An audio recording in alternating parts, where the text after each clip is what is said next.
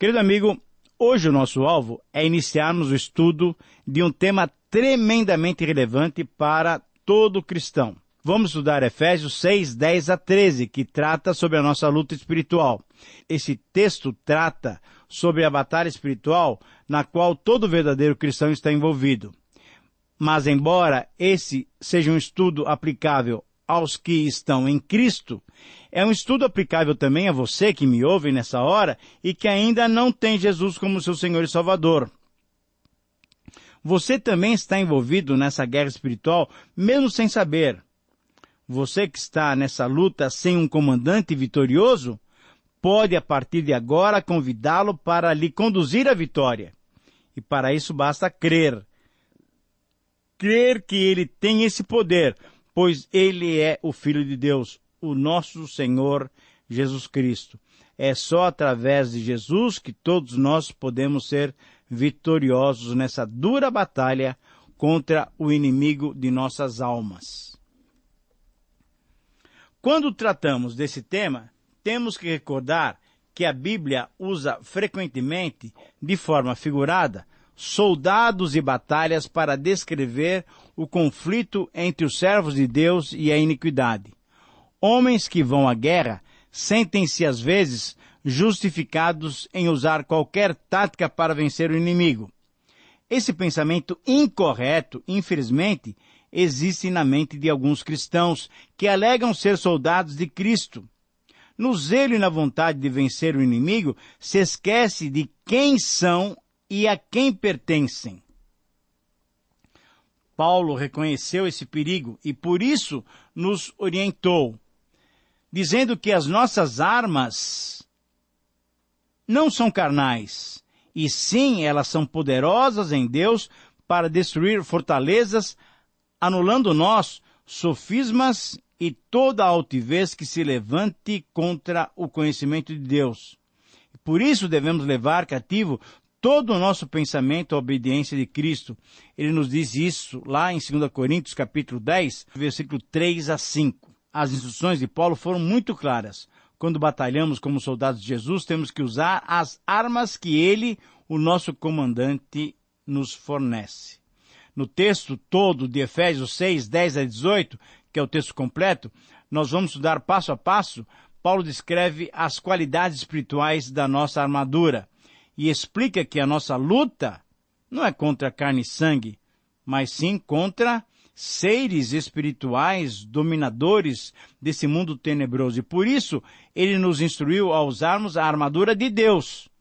É aquilo que Deus colocou à nossa disposição, pois esses são os recursos divinos que podem nos conduzir à vitória. Cristãos que usam outras armas, eles não agem como soldados de Cristo. Mentiras, acusações falsas, fofoca, ciladas, estratégias políticas para ganhar ou manter o poder são táticas carnais usadas por homens carnais. Esses métodos, querido amigo, não levam ninguém à obediência de Cristo. E quando tais homens atacam os servos de Deus, o verdadeiro cristão precisa ter domínio sobre essas condições. Ele precisa ter fé no Senhor Deus. Ele precisa confiar completamente no seu comandante. O nosso alvo não é só a autodefesa, mas é o ataque. E o ataque significa ganhar pessoas para o reino de Deus. Quando usamos bem a palavra de Deus, que é a espada do Espírito, e quando conseguimos seguir o nosso comandante, com certeza estamos produzindo frutos para o reino da luz. Nessa carta, então, Paulo expõe em minúcias todo o plano de Deus para a igreja. Nós já falamos isso algumas vezes. E, consequentemente, todo o plano de Deus para a minha vida e para a sua vida como cristãos. Mas, ao mesmo tempo, todos nós temos que estar fortalecidos. E este fortalecimento só vamos encontrar no Senhor. Essa é a primeira palavra do versículo 10, que nós já estamos contemplando no estudo de hoje. Em nossa luta espiritual, só o Senhor nos capacitará para enfrentarmos esse terrível inimigo. Quando começamos a seguir a Cristo, com dedicação e fidelidade, descobrimos que há quem não goste dessa nossa atitude Inicialmente podemos pensar que são os nossos parentes ou até amigos, mas depois descobrimos que existe um inimigo espiritual a nos combater. Então todo cristão tem que saber que enfrenta diariamente as potestades espirituais da maldade, e não somente as pessoas. Satanás não dá trégua enquanto nos vê orando e procurando discernir a vontade de Deus. Somente quando utilizamos os recursos que o nosso comandante nos fornece é que estaremos habilitados para essa luta que é contínua. Somente quando nos preparamos adequadamente, temos condições de enfrentar esses inimigos e sairmos vitoriosos.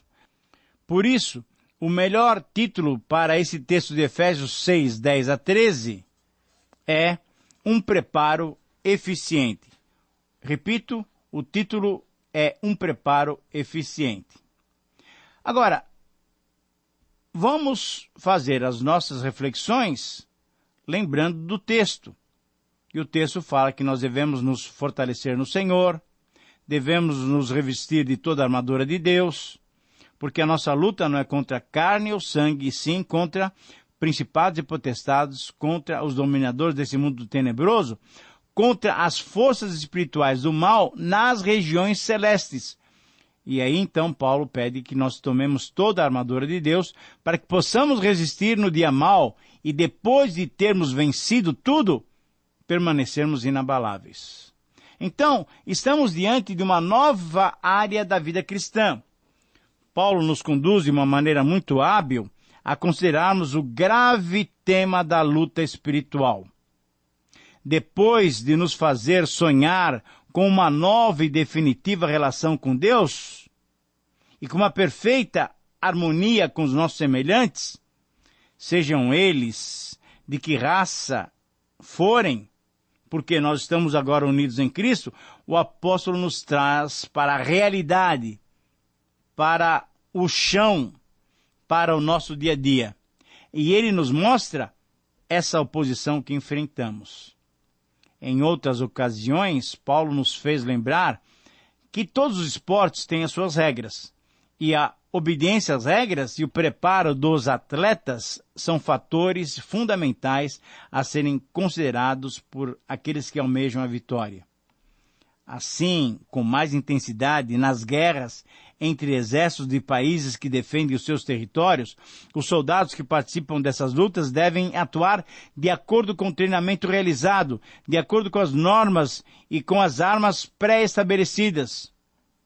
Não vemos nenhum soldado enfrentar tanques, mísseis e aviões com seus punhos.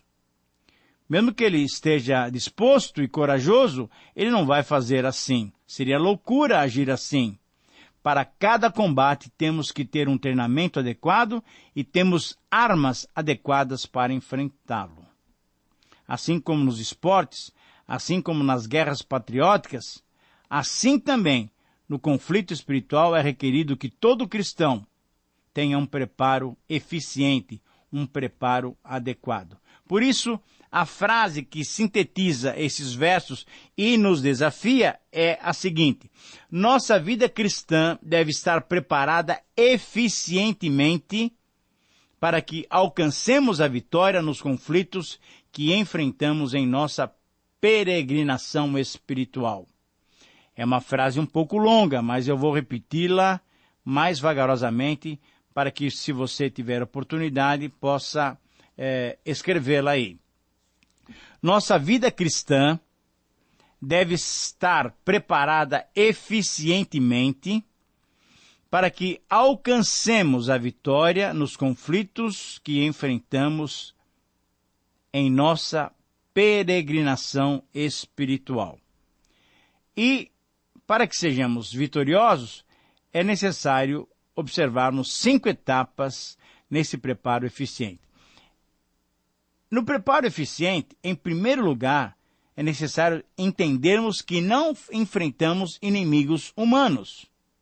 A luta que travamos não é contra o sangue ou contra a carne.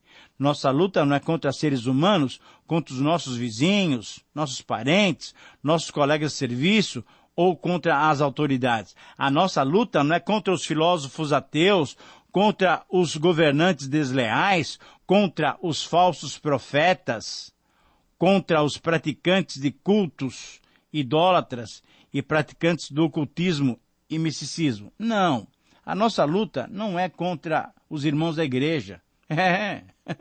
A nossa luta não é contra seres humanos. Por isso, em segundo lugar, nesse preparo eficiente, nós precisamos saber que enfrentamos inimigos espirituais.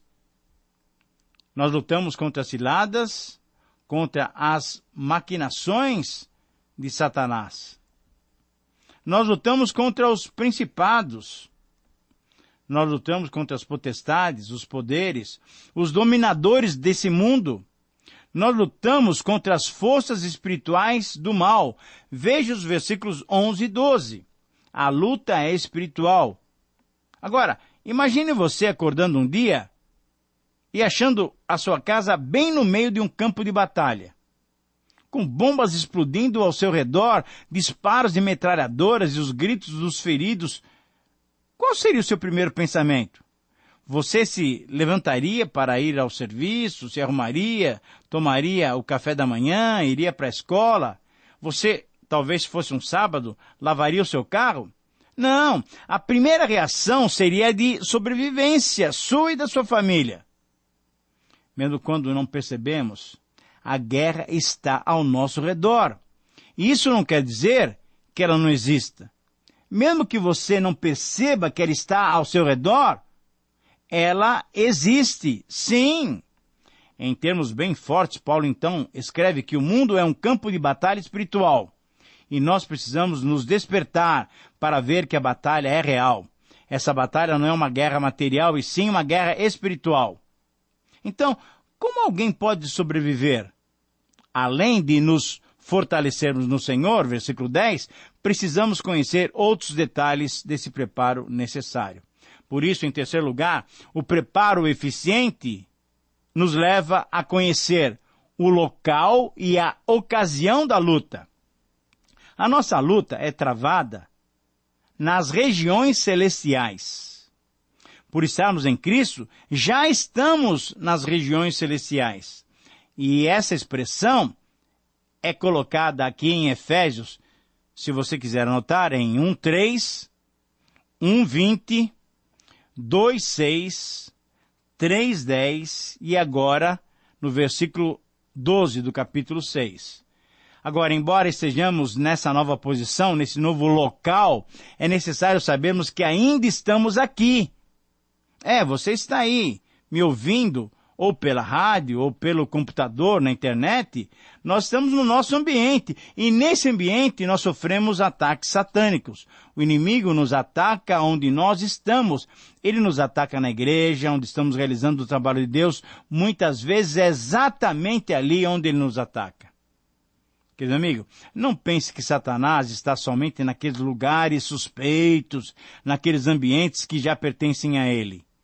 Não, ali Satanás já tem o seu reino. E todos aqueles que ainda não têm o Senhor Jesus como seu novo rei e Senhor, pertencem ao reino satânico. É duro falarmos isso, mas essa é a verdade, essa é a palavra de Deus. Ali Satanás domina e não há necessidade de conquista. Jesus disse certa vez que Satanás não expulsa Satanás. Demônio não luta contra demônio. Em todo o seu território há uma certa segurança, pois tudo lhe pertence. Portanto, temos nós, cristãos, que estar advertidos, pois agora o que interessa a Satanás é causar danos a nós, dentro da igreja. Ele está atacando nos lugares mais importantes, mais estratégicos da Igreja de Cristo, na obra missionária, no trabalho evangelístico, no serviço cristão. É aí, principalmente aí, que Satanás, sutilmente, ardilosamente, consegue atacar os filhos de Deus. Mas quando é que essa luta é travada? O texto bíblico diz claramente, é travada no dia mau. Mas que dia mau é esse? Paulo nos ordena que nós devemos preparar-nos adequadamente para vencermos o inimigo no dia mau. Existe sim o dia mau para o crente. é aquele dia em que Satanás concentra o fogo da sua tentação, da sua cilada contra nós os cristãos. É terrível quando nós passamos por esse dia mau. Mas qual é o dia mau, afinal? O dia mau, querido amigo? Pode ser hoje. Pode ser qualquer dia. É o dia em que Satanás investe contra nós, tentando nos abater, tentando nos desanimar no ministério, no trabalho de Deus, na evangelização, no nosso testemunho, na nossa tentativa de vivermos dignamente. Satanás reage contra aqueles que estão tentando viver uma vida correta. A pergunta é, você está preparado para esse dia? Você está preparado para hoje enfrentar essa batalha espiritual?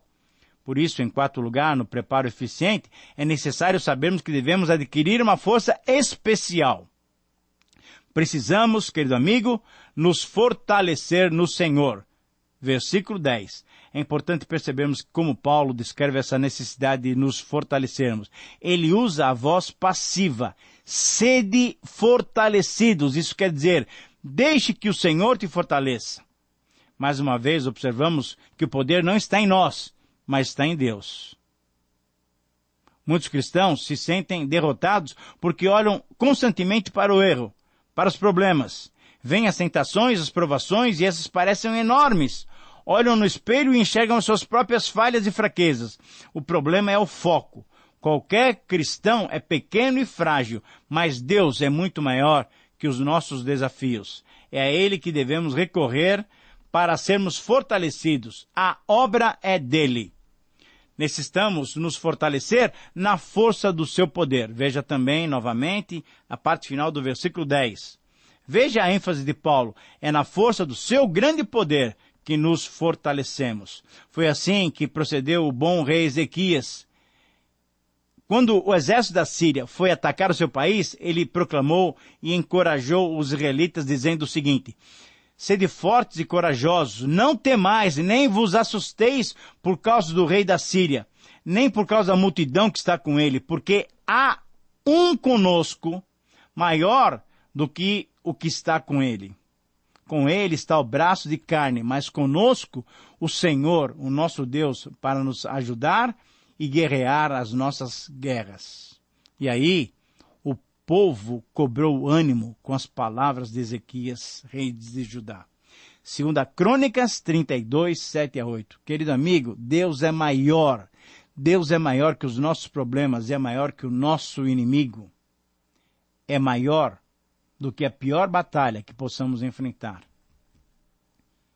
Necessitamos, então, nos revestir de toda a armadura de Deus. A armadura de Deus é denominada armas da luz, armas da justiça, armas do combate. A armadura é denominada da sobriedade. E aí, em quinto e último lugar, no preparo eficiente, concluímos que é necessário adquirir solidez. Solidez para ficarmos firmes. Permanecei, pois, firmes. Varonilmente, fortalecei-vos. Palavra de Paulo aos Coríntios. Colossenses, se é que permaneceis na fé. Solidez para nos opormos, para contradizermos, para resistirmos o inimigo. Quando nos fortalecemos no Senhor, podemos resistir o inimigo que fugirá de nós. Solidez para permanecermos firmes, inabaláveis. Paulo diz que depois de havermos vencido tudo, precisamos continuar firmes, inabaláveis, porque o momento mais perigoso é exatamente depois da grande vitória. Porque ali nós ficamos mais relaxados, ficamos mais à vontade, achando que a tentação já terminou. E ali é que o inimigo, que Satanás, vem, porque ele é astuto e ardiloso, ele vem para nos derrubar. Querido amigo, que possamos estar bem preparados, com só um objetivo, com apenas um objetivo, a vitória em Cristo Jesus. E depois de termos vencido tudo, estarmos firmes para continuar na nossa caminhada com o Senhor. Que o Senhor lhe abençoe e que você seja um crente vitorioso, mas se preparando eficientemente para a batalha espiritual. Um grande abraço e até o próximo programa.